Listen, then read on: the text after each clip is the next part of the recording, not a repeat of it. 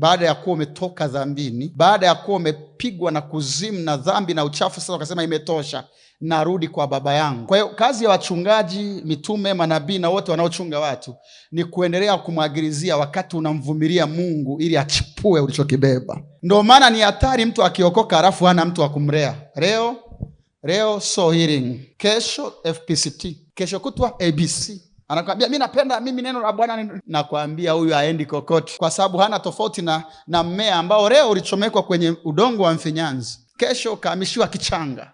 Wakati mawe yanataka kutoka ukahamishiwa kwenye tifutifu. Unasema mimi napenda udongo wa namna zote, mradi udongo ni udongo tu. Huyo ni mjinga huyo. Hata watu wanaopaswa kuwafuatilia wanapaswa kuwa ni heiza wale ambao yule anayekulea anawakubali, anawaelewa.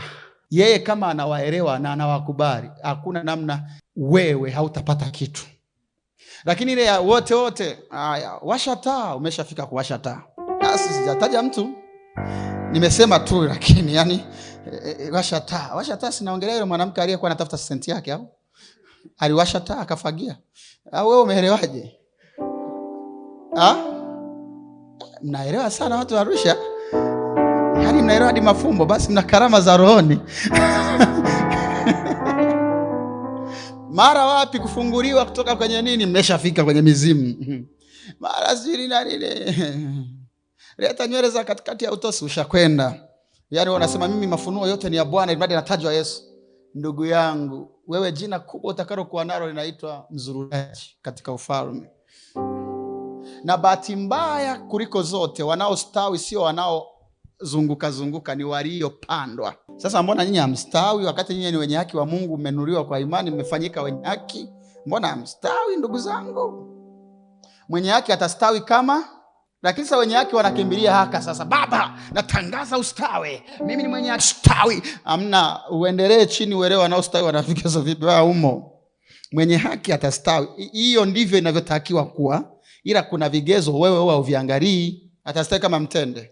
Mtende ni aina ya zao linalostawi jangwani. Yaani mwenye haki ndani yako kuna uwezo wa kustawi hata mahali ambako wengine wanakimbia.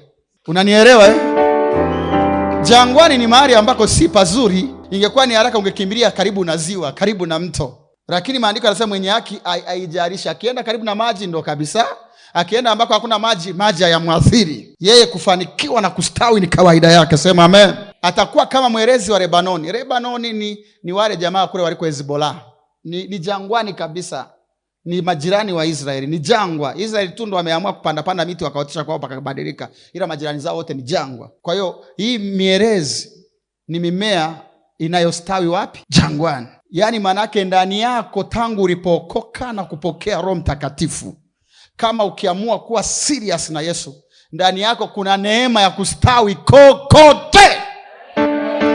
Neema ya kufanikiwa kokote. Sio uhitaji connection ya mtu, unahitaji connection na Mungu tu.